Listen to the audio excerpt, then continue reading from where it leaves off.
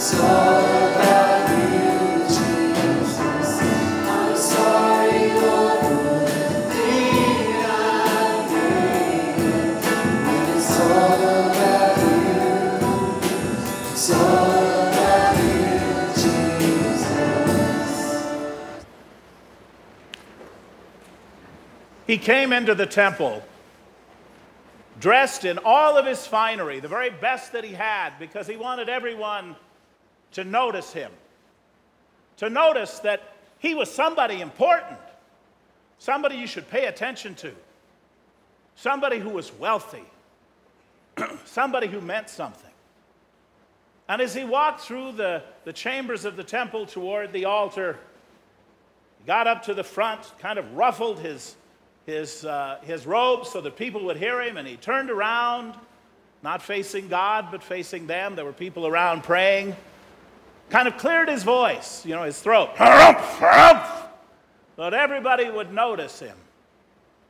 Then he raised his hands and he said, "Oh Lord, thank you for making me so good.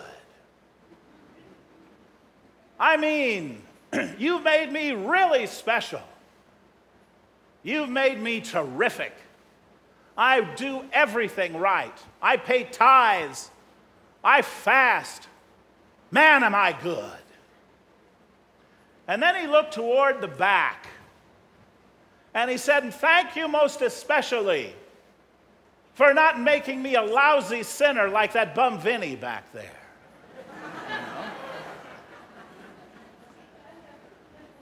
Now that's what Jesus is talking about in the gospel today. He's talking about that kind of person. It's what St. James is talking about when he warns us against pride and jealousy and envy. And he reminds us that those things lead to divisions. See, St. James, I think I told you last week, is the apostle of practical Christianity. He wrote his letter to a community of new Christians to explain to them what it meant to be a follower of Jesus. And you note at the end of it, he talks about how people sometimes don't get their prayers answered. Now, sometimes we don't get our prayers answered the way we want them to because God knows better than we do. But other times we don't get our prayers answered because God never heard them. Just like he never heard that Pharisee standing there praying to himself, because that man was so full of himself, there was no room for God. We have the same thing happening with the disciples. That's why they don't understand what Jesus has told them. Jesus he told them again last week, you've got to take up your cross and follow me. I'm going to go to Jerusalem. They're going to put me to death so I can rise again. And they didn't get it. And so again, he's trying to explain this to them, that I have to go. But they don't want that. They don't want a humble God. They want a God who hurls fire and who hurls thunderbolts, who smashes the Romans into the ground and crushes all of their enemies and raises them up. That's not what Jesus came to do. And because, he's told them this, and you'd think, while they were walking along, they'd think, gee, do you think he's really going to die or something like that? No, they're not even talking about what Jesus has told them. What are they talking about? I'm better than you are. I'm the greatest. I'm going to be the one that's on top. No, you aren't, you dumb idiot. I am. Well, you babbling fool. I'm going to be the one. Neither one of the two of you are worth anything. And so on and so forth. And that's why Jesus tells them that if you want to be great,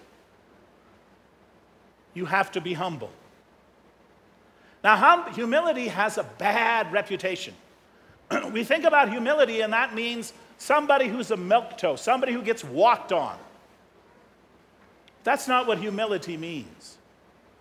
Jesus was no coward. And yet he was one who was very humble. Humility means, first of all and foremost of all, recognizing that you need God. See, that's why Jesus today talks a bit about a child. He takes a little child and he said, this is the greatest. You want to be like him. Remember, he says in another part of the scriptures, if you don't have the heart of a little child, you will never gain the kingdom. But we have to understand what he means by that. He's not talking about being childish. We all know what that is, right? Because we find it in little kids, and we find it in a lot of adults, too. You know, that person that, you know, they don't get what they want. Mine, mine, mine! You know, scream their head off and all that sort of thing. Throw a tantrum about it. That's not what Jesus is talking about. When he talks about being childlike, he's talking about being recognizing the fact you're dependent, that you need God. See, let's go back to that parable I started out with. You know, you have that big, puffed up Pharisee who's so full of himself, he didn't come to pray, he came to show off. He wanted everybody to know how good he was, you know. Meanwhile, we got poor old Vinny back there, right? Now, Vinny came to the temple because he's a tax collector. He is the lowest of the low, you know. He is a man whose God, up to this point, has been greed. Because you see, a tax collector isn't just somebody who works for the Judean IRS. He is a traitor to his own people. He works for the Romans, and he oppresses his own people for money. And this man knows it. And he comes to the temple today not to justify himself, not to explain himself, but because he knows he's helpless. He doesn't come down front. He doesn't try to attract attention. He kind of slinks into the back. He falls down on his knees. He beats his chest. And he said, "Oh God, have mercy on me, a sinner." And Jesus tells us that man went home that day forgiven. All of his sins wiped away. While the big Pharisee standing up front, he went home with all of his sins intact because he doesn't recognize his need for God's love, his need for God's forgiveness. And so there he is. He's come to pray, but he came to pray to himself, to show off how good he is. Whereas the other man, he comes childlike, realizing, I need God. I need to be forgiven. It's my only hope. And that's why he goes home forgiven.